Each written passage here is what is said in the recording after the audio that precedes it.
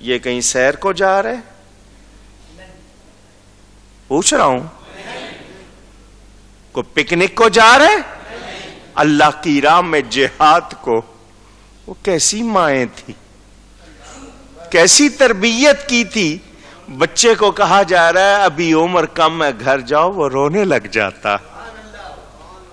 سوچیں آج مسلمانوں سے یہ جذبہ کہاں چلا گیا؟ وہ رونے لگ گئے، حضور نے کہا نہیں رو نہیں، چلو ساتھ چلو۔ دو بھائی تھے، معوذ اور معاذ۔ حضور صلی اللہ علیہ وسلم نے ایک کے کاندھے پہ ہاتھ رکھا، فرمایا تم تو چھوٹے ہو، ابھی اتنا فرمایا تھا، اس نے پاؤں کی انگلیوں پر اپنا بوجھ ڈالا، ایڑیاں اٹھا لی، اونچا ہو کے کہنے لگا میں چھوٹا تو نہیں ہوں۔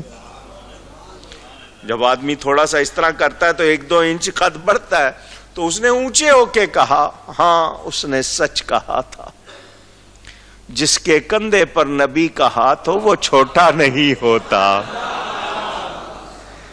اس کی یہ آداب بھی پسند آ گئی، فرمایا اچھا تم بھی چلو۔ اس کے ساتھ اس کا چھوٹا بھائی کھڑا تھا، قد میں بھی چھوٹا تھا، عمر میں بھی چھوٹا تھا، فرمایا تم تو بہت چھوٹے ہو۔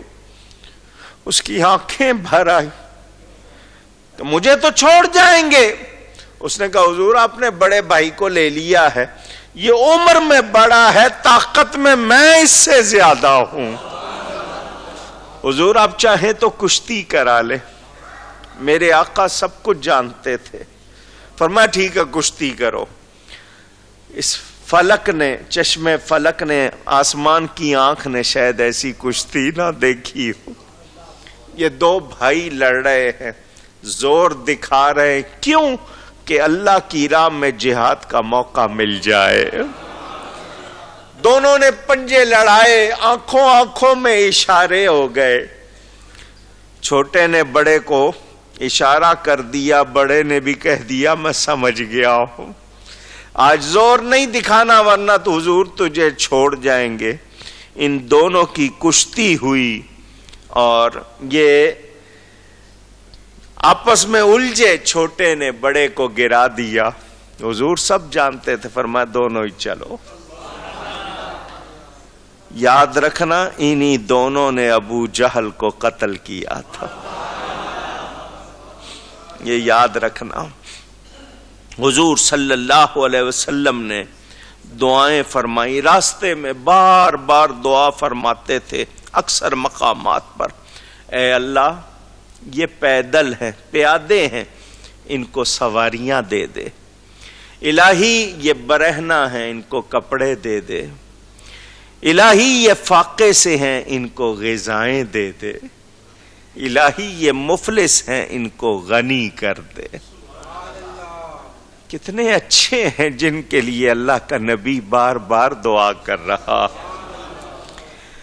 قافلے کی خبرداری کے لیے جاسوس بھجوائے گئے، ادھر ابو سفیان کو بھی ہر لمحے دھڑکا سا تھا، راستہ بدل کر وہ نکل چکا تھا، اس نے پیغام بھجوا دیا تھا لیکن ابو جہل اڑا رہا۔ ابو سفیان کو جب یہ صورتحال معلوم ہوئی تو اس نے کہا کہ ابو جہل کی شامت آئی ہے، اس کی بدبختی آئی ہے، جب میں نے بتا دیا میں پہنچ گیا ہوں تو پھر کیوں جا رہا ہے؟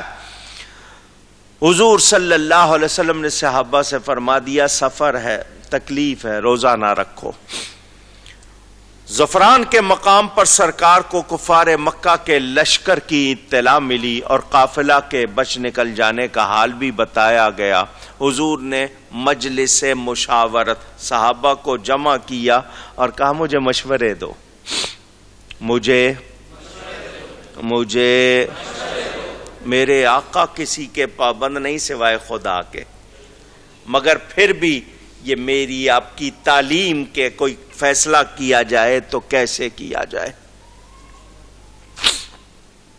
مہاجرین و انصار سب جمع، شیخین نے، حضرت ابو بکر حضرت عمر نے بڑی ایمان افروز باتیں کی۔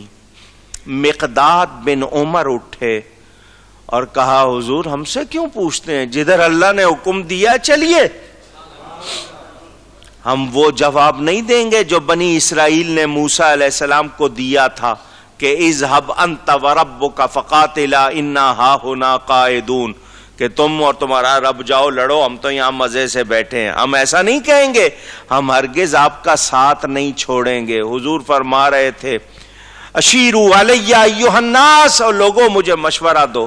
حضور کو مشورہ نہیں چاہیے تھا، سکھانا تھا لوگوں کو قانون۔ سعد بن معاذ اٹھے اور کہنے لگے ہم ایمان لاتے وقت یہ وعدہ کر چکے ہیں کہ آپ کے ہر فرمان پر بے چون و چرا عمل کریں گے۔ آپ ہمیں سمندر میں لے جائیں گے، ہم جائیں گے۔ ہمیں امید ہے اللہ آپ کو ہم سے وہ کارنامے دکھائے گا جس سے آپ کی آنکھیں ٹھنڈی ہوں گی۔ حضور صلی اللہ علیہ وسلم نے یہ باتیں سنی تو فرمایا روانہ ہو جاؤ، اللہ نے ہم سے فتح کا وعدہ کر لیا۔ اللہ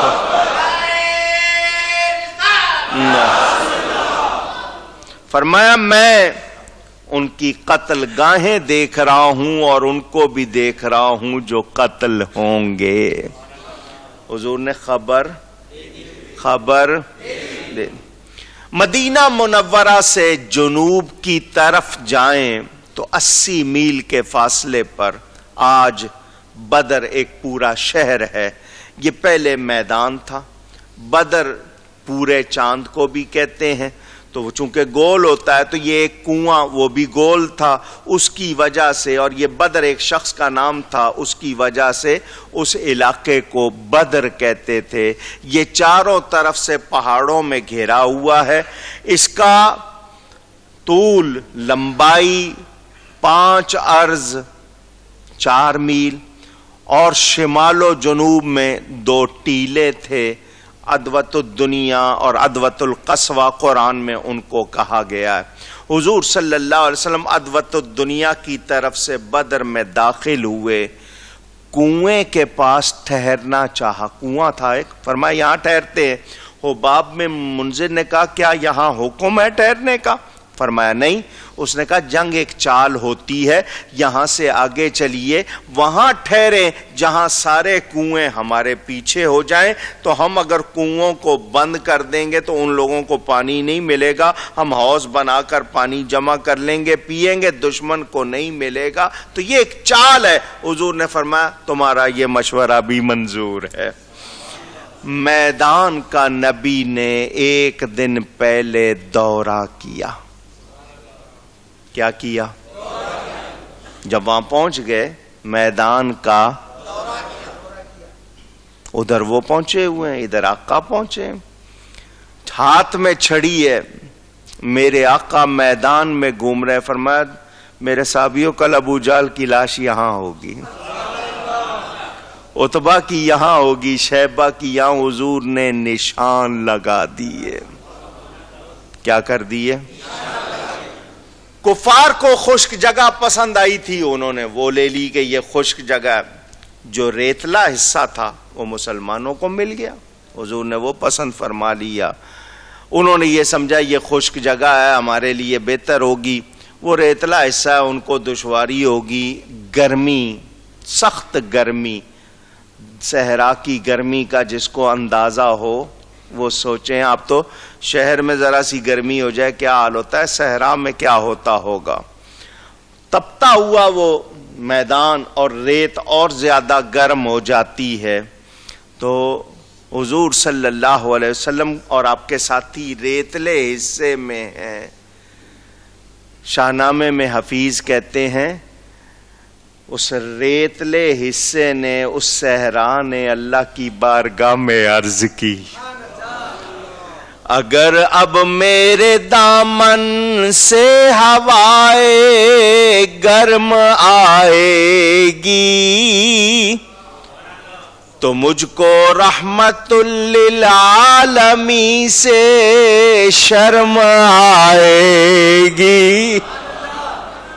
دعا صحرا نے مانگی، دامن امید پھیلا کر یکا یک ابر باراں آسماں پر چھا گیا آخر،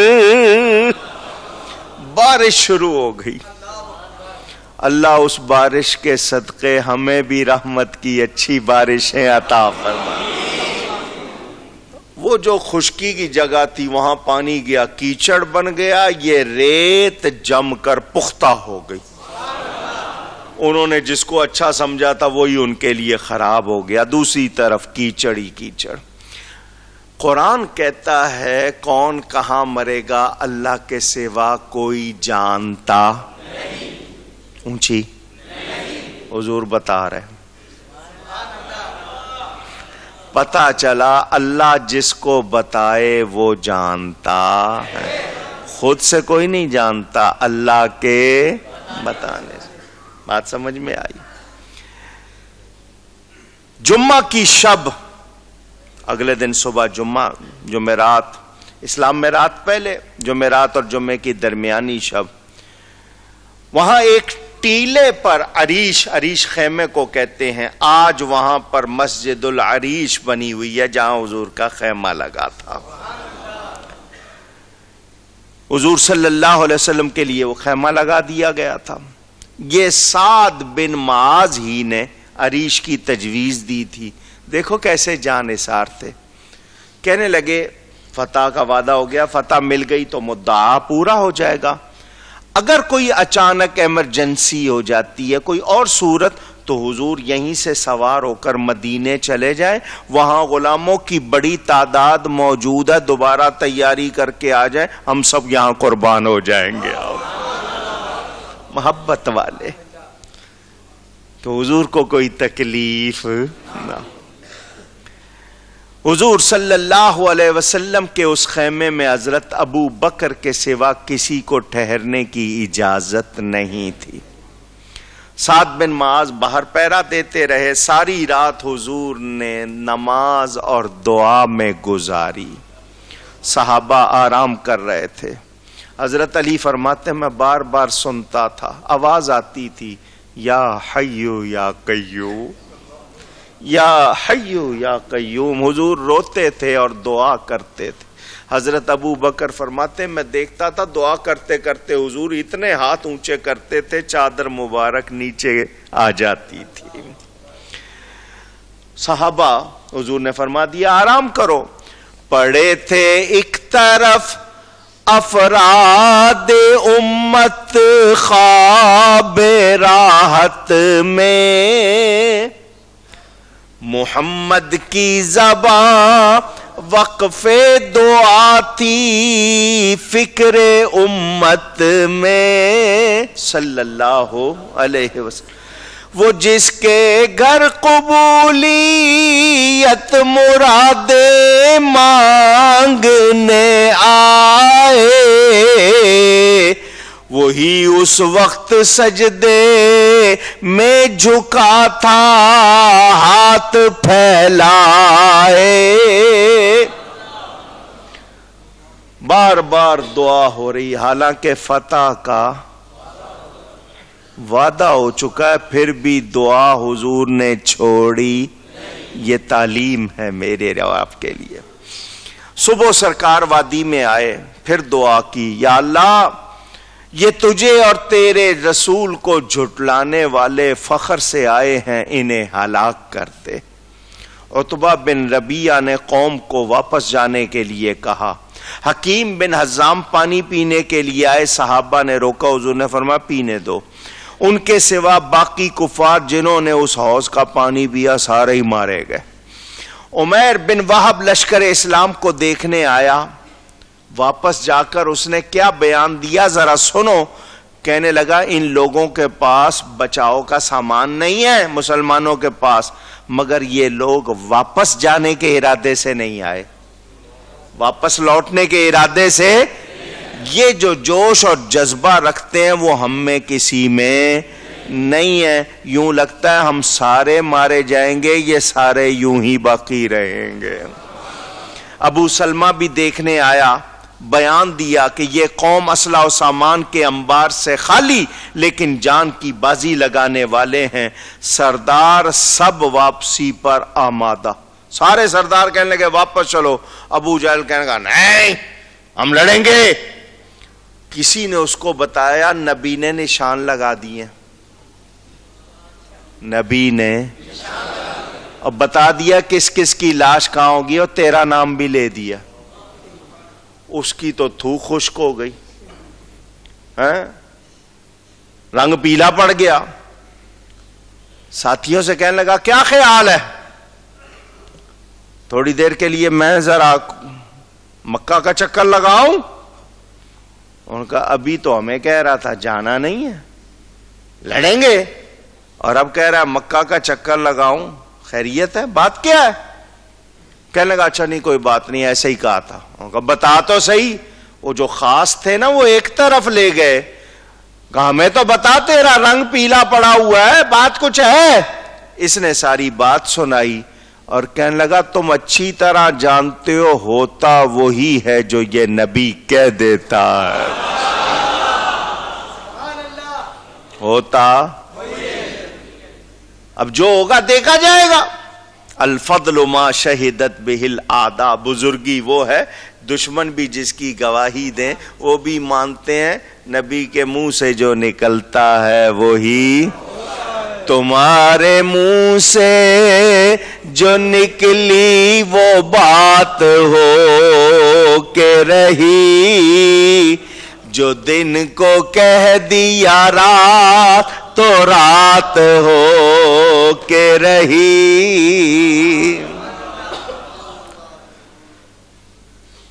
روز یہ لوگ 9-10 اونٹ ذبح کرتے تھے کافر، خوب ہنگامہ ناچ گانا ہوتا تھا، پینا پلانا ہوتا تھا۔ ادھر نماز ہوتی ہے، دعائیں ہوتی ہیں، اور سب کے سب حضور کو دیکھتے رہتے۔ یہ لشکر ساری دنیا سے انوکھا تھا، نرالا تھا۔ یہ لشکر ساری دنیا سے انوکھا تھا، نرالا تھا، کہ اس لشکر کا افسر ایک کالی کملی والا تھا۔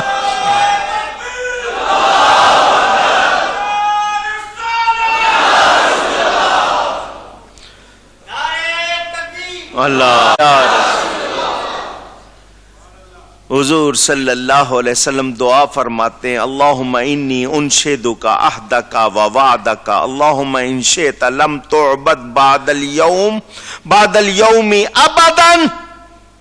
اللہ یا اللہ وعدہ پورا کر، مدد فرما، اگر تو چاہتا ہے کہ آج کے بعد تیری عبادت ہو تو ان کی مدد فرما۔ کیسی دعائیں کی ہیں۔ سَيُهْزَمُ الْجَمْعُ وَيُوَلُّونَ الدُّبُرَ، حضور پڑھتے ہوئے نکلے، سرکار نے صف بندی کروائی۔ کیا بندی؟ لائن بنانا، سیدھے کھڑے ہو، بالکل۔ سواد بن غزی یہ تھوڑا سا آگے نکلے ہوئے تھے اور ذرا پیٹ بھی زیادہ تھا تو اور لگ رہے تھے۔ حضور کے ہاتھ میں تیر تھا۔ کیا تھا؟ آپ نے ان کے پیٹ پر ایسے ہی ہلکا سا لگا کے پیچھے ہٹو، استوے یا سواد، سیدھے ہو جاؤ۔ اس نے کہا حضور آپ نے جو تیر مارا مجھے اس سے تکلیف ہوئی ہے، مجھے اس سے فرمایا فَأَقِدْنِي، مجھ سے بدلہ لے لے۔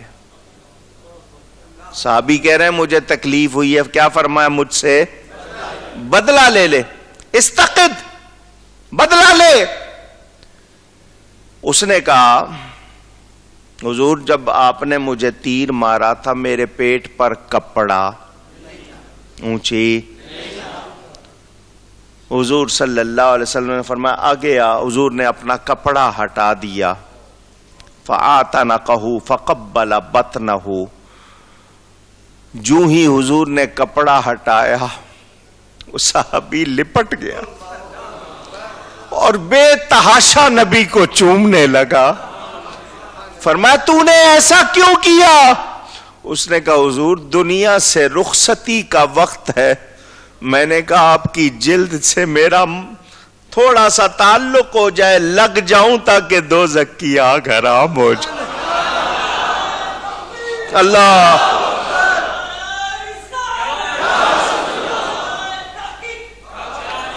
کسی کو بیوی یاد نہیں آ رہی، کسی کو بچے، وطن، گھر یاد نہیں آ رہا. عوف بن حارث آئے، حضور بتائیے اللہ بندے کی کس بات سے خوش ہوتا ہے؟ فرمایا دشمن کے حلقے میں ننگے سر گھس جانا. انہوں نے کہا اچھا. انہوں نے زیرہ پھینکی، دشمن کی صف میں گھس گئے، دادے شجاعت دیتے ہوئے جام شہادت نوش کیا. حافظ ابن کثیر یہ ایک عالم کا نام ہے.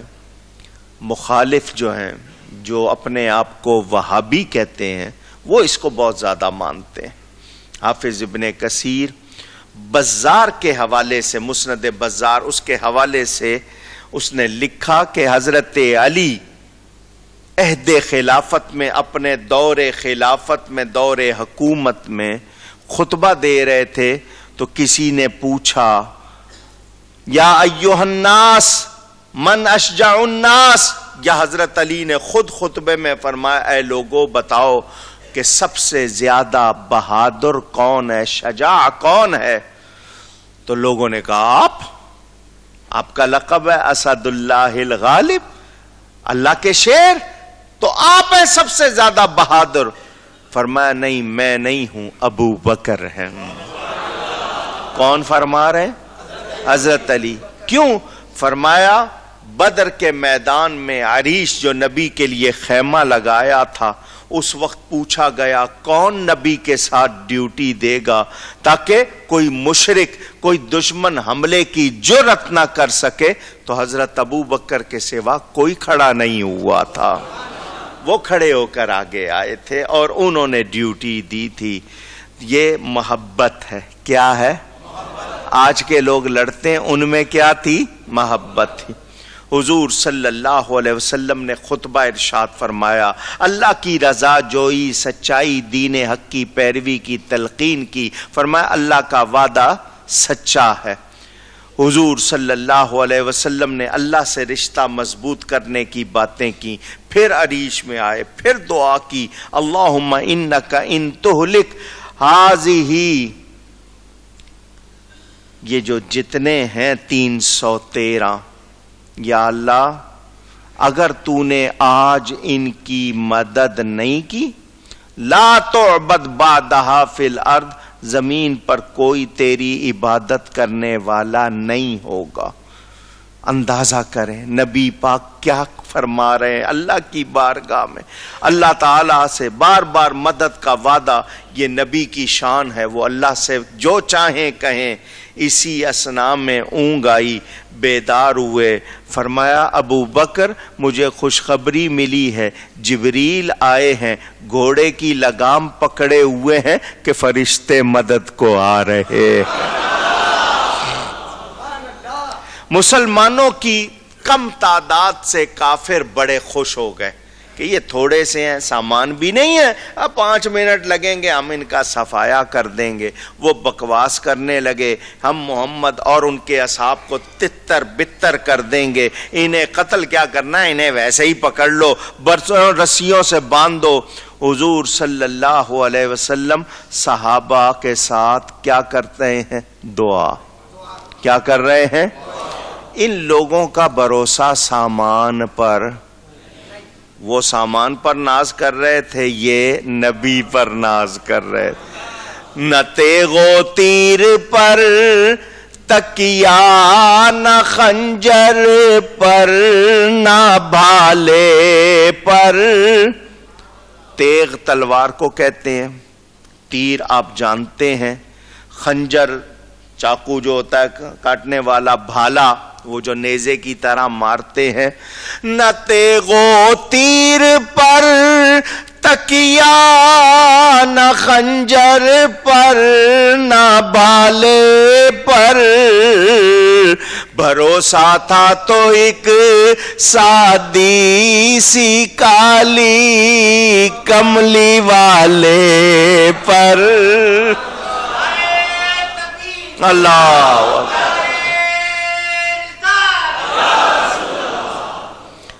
اسود بن عبد الاسد مخزومی، اس نے ابتدا کی، یہ بڑا ہی خبیث تھا، بڑا ہی برا آدمی تھا۔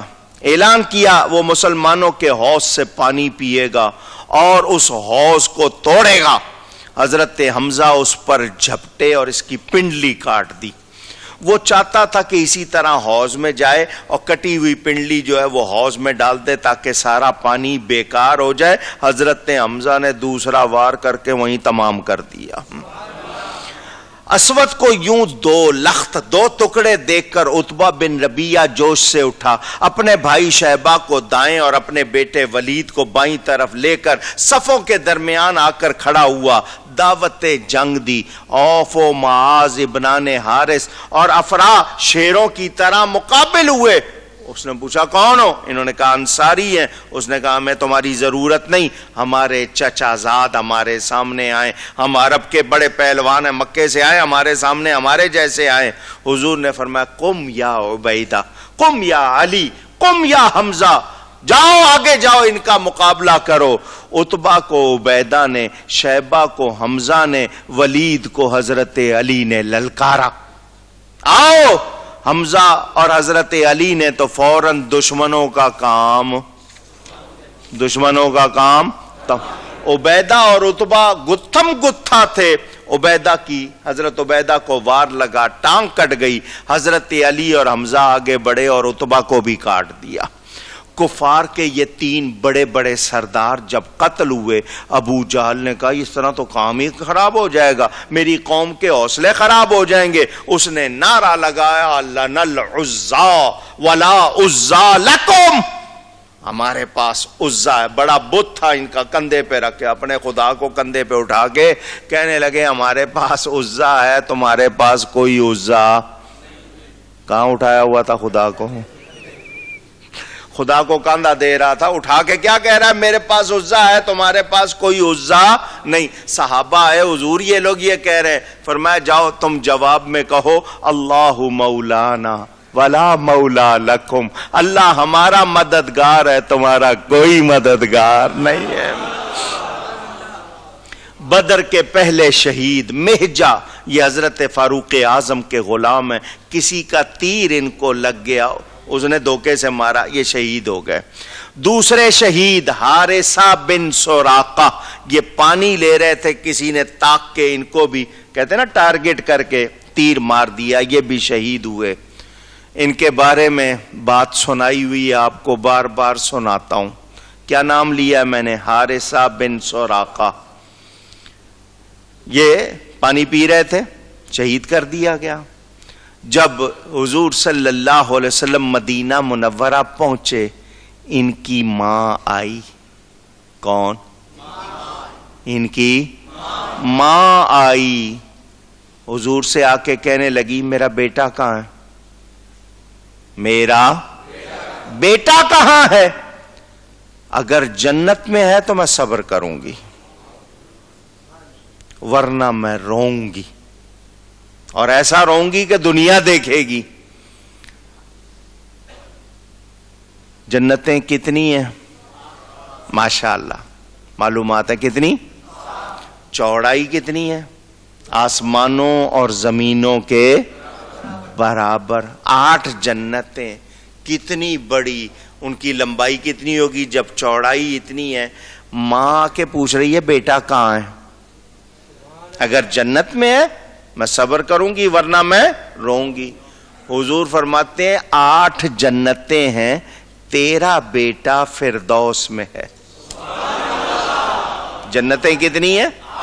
تیرا بیٹا کہاں ہے؟